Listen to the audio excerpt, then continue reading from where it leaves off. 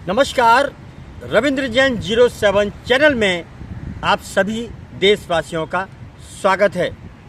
सर्वप्रथम मुंबई उच्च न्यायालय जी को प्रणाम करता हूं और सीएम महाराष्ट्र के देवेंद्र फडणवीस से गुजारिश करता हूं हाथ जोड़ के कि कानून में ऐसा बदलाव लाइए जिस तरह यूपी के अंदर योगी आदित्यनाथ लाए हैं। तारीख नहीं, फैसला करते आए हैं। लोगों ने कहा जब सीएम आप बने कि देवेंद्र फडणवीस सीएम बन चुके हैं, इतनी खुशी हुई जनता के अंदर, लोगों को सुकून मिलेगा, शांति मिलेगी और कानून व्यवस्था का ढर्रा जो बिगड़ा हुआ है मुंबई का वो सही हो जाएगा। बेकाबू हो चुका है कानून व्यवस्था। कैसे? फडणवीस जी, नंबर 1, यहाँ पर बांग्लादेशियों का अड्डा दिन प्रतिदिन बढ़ता जा रहा है फेरी वालों के माध्यम से। उनके झूठे आधार कार्ड, पैन कार्ड और उनको फेरी वालों के रूप में बैठाने वाले सरकारी डिपार्टमेंट के कुछ लोग, कुछ नेता जो गद्दार हैं देश के, वो उन्हें बैठा रहे हैं क्योंकि वो उन्हें बड़ा मोटा माल देते हैं। बड़ा दुख का विषय है। और देवेंद्र फडणवीस जी, जेब भरो आंदोलन चालू है यहाँ पर एक छत्रपति शिवाजी महाराज टर्मिनल पर, जो वर्ल्ड हेरिटेज है, दुनिया देखने आती है। आज कोई भी नेता ऐसा छत्रपति शिवाजी महाराज टर्मिनल को बना तो नहीं सकता है क्योंकि वो लूटने में लगा हुआ है। तो कम से कम आपसे बड़ी उम्मीदें आप बचाइए। छत्रपति शिवाजी महाराज टर्मिनल के बाहर रोड पर ग्रेनाइट नहीं लगा हुआ है, सोने की ईंटें नहीं लगी हुई हैं, चांदी से नहीं लगा हुआ है। तो फिर क्लीनअप मार्शलों का मतलब क्या है? वो ज़बरदस्ती एक टारगेट पूरा कर रहे हैं। बीएमसी के ठेकेदार और ये क्लीनअप मार्शल जेब भर रहे हैं ज़बरदस्ती। इससे मुंबई का नाम खराब होता है। आप बड़े बड़े बोर्ड लगा दीजिए चेतावनी के कि थूकने वाले पर जुर्माना होगा, कोई नहीं थूकेगा। बड़ी बात तो यह है कि भारत का एक अंधा ऐसा कानून है कि गुटखा बंद नहीं करेंगे, खैनी, गुटखा, तंबाकू, जर्दा कोई बंद नहीं करेंगे, लेकिन थूकने वाले से अगर वो गटर में भी थूकता है तो भी वसूला जाएगा, जबकि थूकने वाले खुद गुटखा खाते हैं। इससे मुंबई का नाम खराब होता है। और ये जेब भरो जो मुहिम चला रखी है पार्किंग के माध्यम से, गले में मशीन लटका के या मोबाइल लेके पार्किंग के नाम पे लूटा जा रहा है। खुद को बीएमसी वाले बताते हैं, हालांकि मिलीजुली है, बिल्कुल मिले-जुले लोग हैं। देवेंद्र फडणवीस जी, ये भारत को बचाइए जिस तरह संभल को बचाया योगी आदित्यनाथ ने। पुराने भारत को निकाल के ले आए खोद के। इस मुंबई को ऐसा मौका ना दीजिए और बचाइए। कुछ लोग अपने ही मिले हुए हैं क्योंकि इतिहास गवारा है, अपनों ने अपने को मारा चंद पैसों के लिए। एक कहानी है, जर जमीन जोरू में आदमी बिक चुका है। जर जमीन जोरू में आदमी बिकता है। कर्तव्य का सौदा होता है, जो जिसकी औकात। क्योंकि सबको घर में बड़े बड़े टीवी लगाने हैं, बड़े बड़े फ्लैट लेने हैं, रिसोर्ट बनाने हैं, होटल बनाने हैं, ज़िंदगी का आगे का टाइम पूरा करना है। ऐसी गंदी सोच में हमारा देश कहाँ उन्नति करेगा? हमारे भारत की आर्मी का कर्तव्य देखिए, वहाँ कुछ नहीं, जंगल है, अपने देश की सेवा में लगे हुए हैं, गोलियाँ खाते हैं, अपने देश को बचाते हैं। तो देश के अंदर के ये लोग, शासन प्रशासन के लोग, इनको शर्म क्यों नहीं आती? एक कहावत है, मैं एक छोटी सी बात बोलना चाहता हूँ कि जब देश के आर्मी को गोली लगती है तो पूरी दुनिया रोती है, उसके आंखों में आंसू आते हैं। लेकिन देश के अंदर जब कोई अधिकारी उसका स्वर्गवास होता है तो लोग पीछे से कितनी गालियां देते हैं, अच्छा हुआ चला गया तो। क्यों? इसका रीज़न क्या है? देखिए, देश से गद्दारी मत करिए। देश से गद्दारी करने में भारत पूरा ख़त्म हो जाएगा। और भारत जब गुलाम था 900 साल तो अपने लोगों के कारण था। उसके बाद अंग्रेज़ों ने शासन किया तो उसमें भी अपने लोग शामिल थे। जितने भी राजा महाराजाओं ने हमारे भारत को बचाया, उनको मारने वाले और मरवाने वाले उन्हीं के आसपास के लोग थे।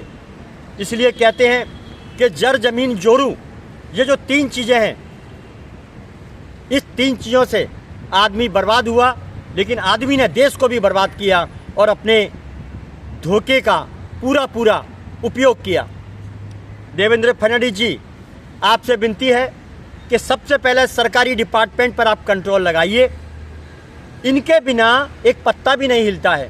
हालांकि ये बात सही है कि इसमें स्थानीय नेता शामिल होता है, स्थानीय नेता शामिल होता है, उसके बाद अवैध फेरी वालों के धंधे लगाए जाते हैं।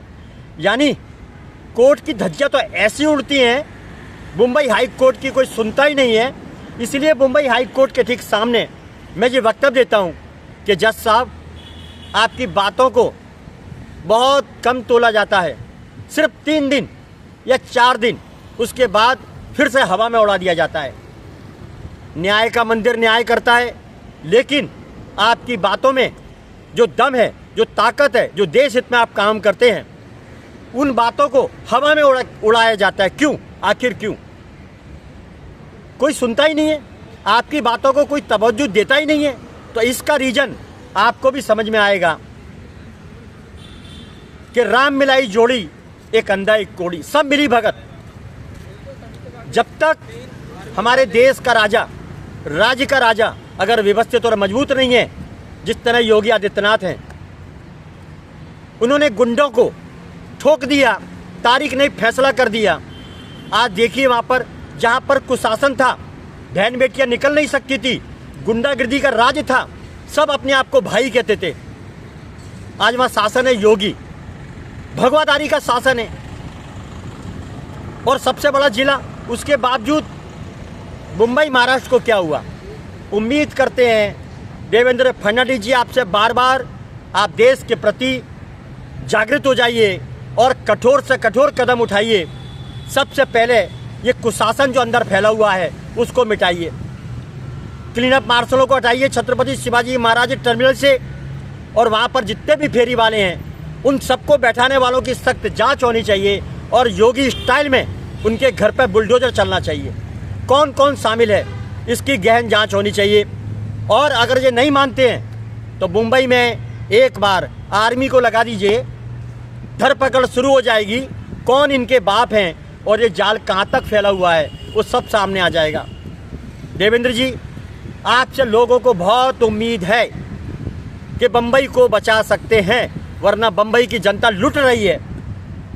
फेरी वाले लूट रहे हैं, गंदगी में खाना खिला के वो खाना बेच रहे हैं, वो बीमार कर रहे हैं लोगों को। लेकिन इसमें कहीं ना कहीं शासन प्रशासन के लोग और बीएमसी के लोग बहुत तादाद में मिले हुए हैं, जिन्हें अरबोपति बनना है। वैसे भी खाते हैं खूब जम के। मुंबई को बर्बाद करने में ये शासन प्रशासन का कहीं ना कहीं जो योगदान है, इसकी जांच कैसे होगी? मेरी विनती है, जांच एक उच्च स्तरीय कराई जाए, जिसमें आर्मी के लोग मौजूद हों, तब जाके कहीं ये मसला सुलटेगा, वरना भारत में, मुंबई में इस तरह चलता रहेगा। देश में जब जब गद्दारों ने सिर उठाया है और उनको मौका शासन प्रशासन के कुछ लोगों ने दिया है, तो हमारे देश को बहुत बड़ी कीमत चुकानी पड़ी है। 26/11 हो चुका है, कैसे हो चुका है ये बहुत समझने की बात है कि मुंबई जैसे शहर में अपराध हो जाते हैं, 26/11 जैसे बड़े घिनौने कृत्य हो जाते हैं, तो एजेंसियाँ क्या करती है, बहुत समझने की बात है। इसमें कहीं ना कहीं मिली भगत होती है और जल जमीन जोरू का एक सिस्टम होता है। ये खाने वाले लोग, ये नोचने वाले लोग जो हमारे देश में गद्दारी पैदा करते हैं, हमारे देश के गद्दार हैं, उनको फांसी के अलावा दूसरा कोई भी तरीका नहीं, तभी हमारा देश मुंबई सुरक्षित और व्यवस्थित रहेगा। कहने को आर्थिक नगरी है, माया नगरी है, बॉलीवुड है, हॉलीवुड है, लेकिन इसकी हालत बहुत ख़राब है। कालवा देवी से भुलेश्वर, भुलेश्वर से कोलाबा, इसी एरिया को मैं देखता हूँ, वहाँ पर हालत बद से बदतर हो चुकी है। पूरे बम्बई को घेर रखा है इन बांग्लादेशी फेरी वालों ने। इसका कारण क्या है? कौन है इसके पीछे? हजारों अरबों रुपए रोज का जो वसूली का आता है, वो जाता कहाँ है? बारों का पैसा आता है, बिल्डरों का पैसा आता है, फेरी वालों का पैसा आता है।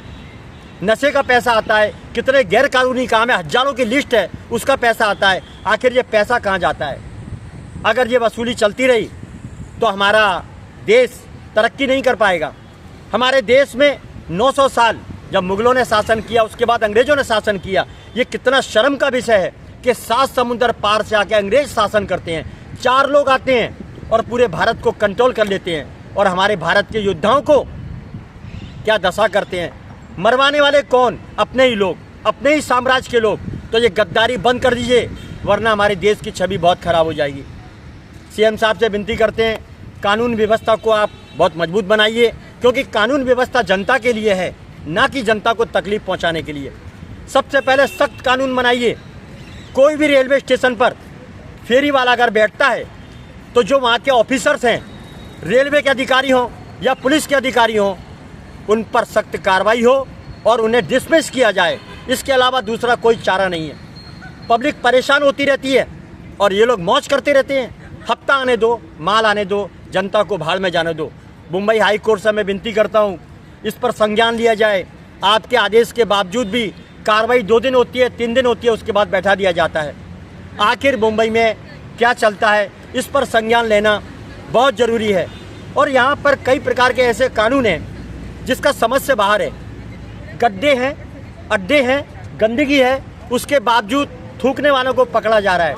ये देखिए मज़े की बात, मुंबई की सड़कें ग्रेनाइट की नहीं है, सोने चांदी की नहीं है, जो वहाँ पर क्लीनअप मार्शलों को लगा रखा है, जो थूकने के पर 400, 500, 1000 रुपये जुर्माना वसूल करते हैं। मुंबई का नाम खराब करते हैं। ये मुंबई आर्थिक नगरी है या लूट की नगरी है? इसका जवाब तो देना पड़ेगा।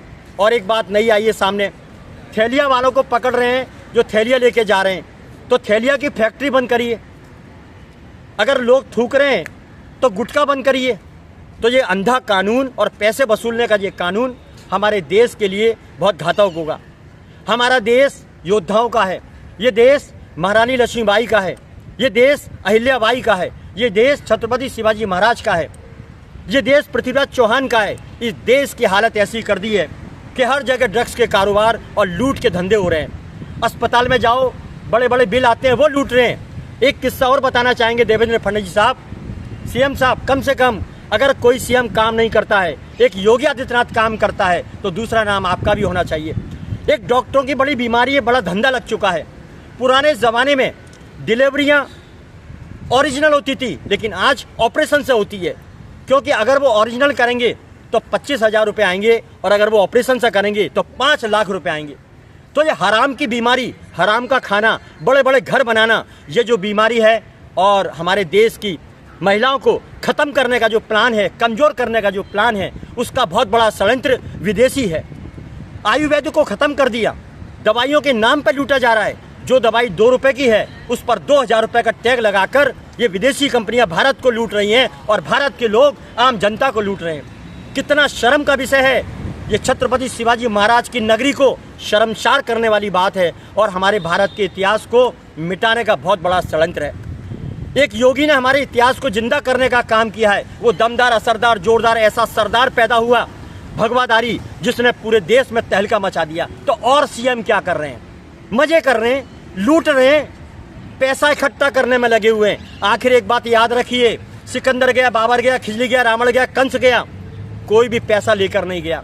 अरे शर्म करो, हमारे भारत को मत लूटो। ये भारत योद्धाओं का देश है, ये भारत संस्कृति संस्कारों का देश है, ये भारत ऋषियों का देश है। यहाँ पर महिलाओं को पूजा जाता है, नदियों को पूजा जाता है, देवी देवताओं को आशीर्वाद लेके उनका आकलन किया जाता है। पूरी दुनिया में एकमात्र भारत है जहाँ की संस्कृति विश्व को प्रभावित करती है। लेकिन ये हमारे देश के नेता, शासन प्रशासन के लोग हमारी संस्कृति को काला दाग लगाने पर तुले हुए हैं। मैं बस इतना विश्वास करता हूँ देश की जनता से, रविंद्र जैन मुंबई इस चैनल को देखिए और इसी तरीके की बातों पर आप गौर करिए कि मैं क्या कहना चाहता हूँ। हालांकि ये बात सही है, मेरे खिलाफ शासन प्रशासन के लोग लगे हुए हैं और मुझे निपटा सकते हैं, गोली मारी जा सकती है तो कोई फर्क नहीं पड़ता है।